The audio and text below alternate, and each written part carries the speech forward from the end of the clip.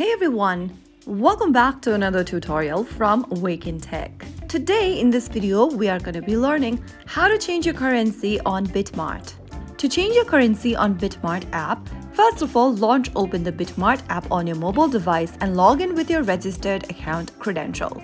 Once you're logged into the home page, tap on the menu button at the top left corner. From the expanded menu that appears on the screen, select Settings. Under Settings, tap on Currency. On the next page, select one of the available currencies you want to change to. Once done, click on Save at the top right corner, and now the app will automatically update all balances, prices, and trading pairs to reflect your chosen currency. This helps you view balances and trading prices in the fiat currency most relevant to you. So that is how you can easily do it. If you found the video helpful, don't forget to like, share, and subscribe to our channel. I will be back again in the next episode.